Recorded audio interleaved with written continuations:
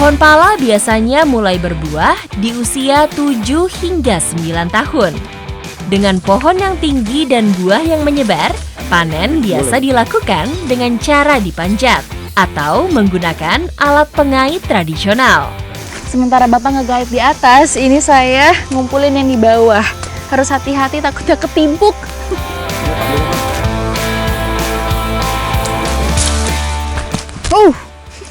Itu dia tadi maksud saya, harus hati-hati karena si Bapak nggak bisa ngelihat ya dari atas.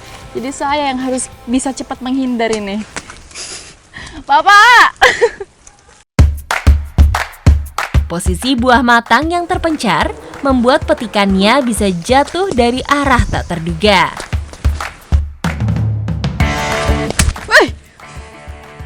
Untuk kenanya di tangan saya barusan, bukan di kepala ya. Bapak, ini saya agak deg-degan ya, ternyata ngumpulin pala doang.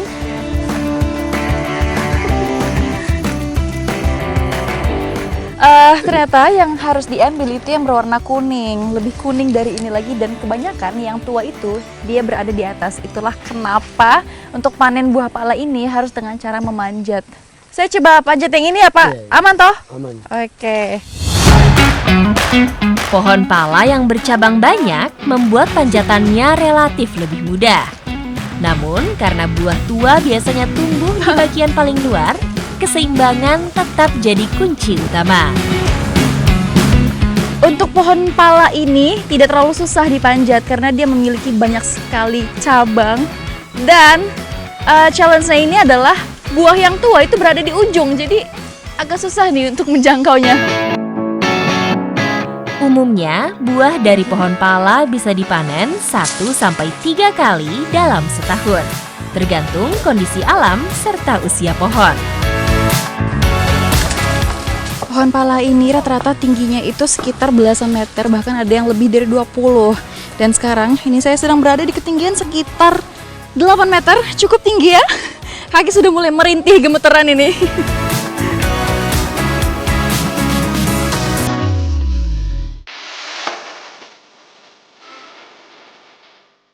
Saat masa panen raya tiba, petani dari desa Kaireu bisa memanen buah pala hingga ratusan kilogram dalam sehari. Buah pala yang sudah terkumpul langsung diambil biji serta fulinya. Ini jemurnya berapa lama Pak biasa? 3 hari, kalau panasnya bagus 3 hari sudah bisa. Kalau yang kulit luarnya fuli yang warna merah itu, kalau lagi panas bagus yang ini. Ini cuma sehari sudah bisa ini. Oh. Ya, sudah kering. Kualitas buah pala yang belum matang tentu tidak maksimal. Bijinya lunak dengan aroma yang belum kuat, sementara fuli masih tipis dan berwarna pucat. Begitu buah pala dibuka, aromanya langsung menyeruak. Wanginya kuat, sedikit pedas khas pala asli Maluku. Wangi banget, nyengat banget wanginya, dan juga getahnya tuh banyak banget. Jatuhnya kayak air juicy, tapi getah semuanya. Biji dan fuli atau selaput biji pala menjadi bagian yang paling kuat aromanya. Sementara daging buahnya justru dianggap sebagai limbah yang tidak dimanfaatkan. Kalau di daerah lain, ini tuh semuanya dimanfaatkan. Tapi di sini justru yang dimanfaatkan adalah biji dan juga fulinya. Dan ternyata ini yang memiliki nilai ekonomis tertinggi apa ya? Iya. Berapa Pak sekilonya di sini? Yang fulinya 225 sekarang. 225 fulinya. Wah, kalau bijinya? Bijinya 85 per kilo, tapi itu 85. dilihat dari kualitasnya. Pala dicari bangsa Eropa bukan sekadar sebagai bumbu dapur. Pada masanya, rempah ini berjuluk emas hijau, yang juga digunakan sebagai pengawet, obat, hingga simbol kekuasaan.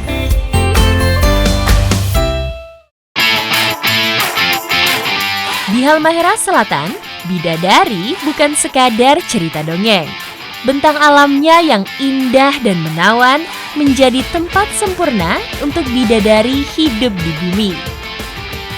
Yap, saya akan bertemu burung bidadari, burung endemis dari wilayah ini. Di Halmahera Selatan ini satu-satunya spot untuk melihat burung bidadari adalah di sekitaran daerah Desa Sawadai ini. Dan ada 2 titik ya Pak ya? Iya. Tapi yang kita mau lihat ini hanya yang 1 titik aja. Desa Sawadai di Bacan Selatan menjadi gerbang masuk singgasana burung bidadari Halmahera Selatan.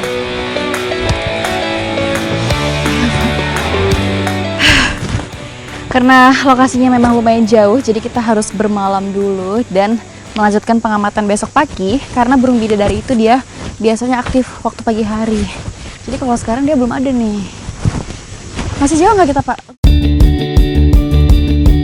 Terang hampir menghilang saat kami menemukan titik yang cocok untuk membangun kemah. Tanpa membuang waktu, saya dan Pak Kasman bekerja sama membangun tenda.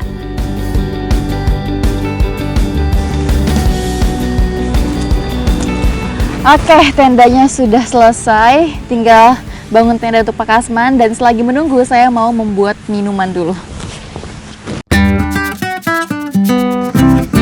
Pas banget ini sudah mau gelap, cuaca juga sudah mulai dingin, apalagi kita dekat dengan pinggiran sungai, jadi lembab. Saya mau buat minuman hangat dulu ini. Sambil melepas lelah, dari jauh terdengar suara burung liar. Setiap suara kicauannya seakan menjadi bukti hutan Halmahera Selatan terjaga dengan baik.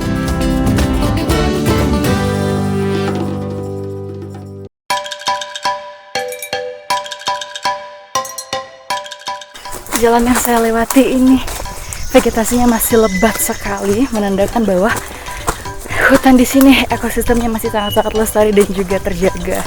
Perjalanan akan ditempuh sekitar 1 jaman.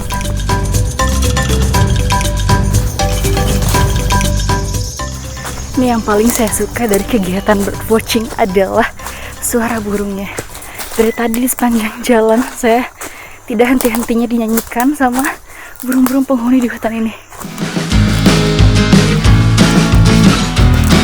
Setelah 2 jam berjalan di jalur hutan yang menanjak, saya akhirnya tiba di titik pemantauan. Udah mulai kedengaran suara burungnya deket banget, ada di sana kata bapaknya sekitar 3 ekor. Tapi masih belum kelihatan visualnya. Suaranya.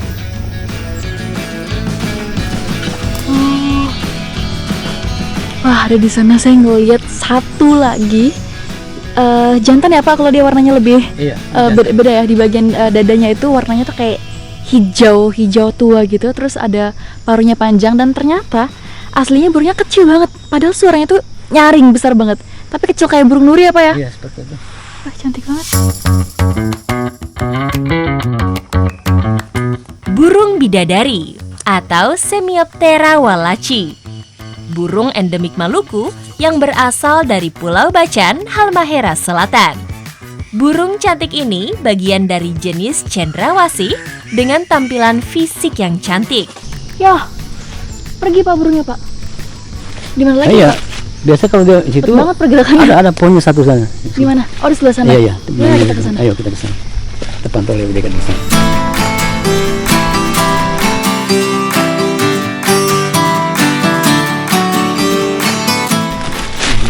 Sini Pak. Kalau mau mengamati burung bidadari ini kita memang harus kejar-kejaran dengan waktu, karena kalau udah matahari naik jam 8-an biasanya Pak ya? Iya. Di atas jam 8 itu dia sudah pergi mencari makan. makan. Jadi udah nggak mungkin lagi ada di sekitaran sini. Iya. Meski bisa melihat secara langsung bidadari Halmahera, hari ini sepertinya saya kurang beruntung. Burung yang biasa berkelompok hingga 7 ekor ini hanya sejenak menampakkan diri lalu pergi. Loh, udah pada kabur Pak burungnya Pak? Iya, tadi udah terbang ke sana kan? Iya. Nah, berarti dia udah mulai cari makan itu karena cahaya matahari udah menembus Udah pepohonan. masuk ya matahari benar. Iya. Jadi anggapannya itu mungkin udah kesiangan ini. Jadi harus cari makan. Jadi juga burung bidadari itu kalau dia udah tadi mau makan, dia enggak makan di pohon yang tinggi-tinggi. Dia pasti turun rendah. Oh, dia malah turun ke bawah. Iya. Bahkan saking makannya, saya pernah ketemu sekali itu dia makan seperti ayam, makannya di tanah. Oh. Dia mencakar ini daun-daun, Mm-mm. dia cari ulat untuk makan. Oh, Nah oke. itulah keunikannya burung bidadari, burung yang di pohon paling tinggi, tapi makannya di bawah. Luar biasa. Jadi selain mengamati perilaku burungnya, yang paling saya suka dari kegiatan birdwatching ini adalah mendengar nyanyian burung-burungnya juga. Selain ini, ada juga nih hewan endemik bacan yang akan saya eksplor. Ikuti jejak saya, jejak petualang.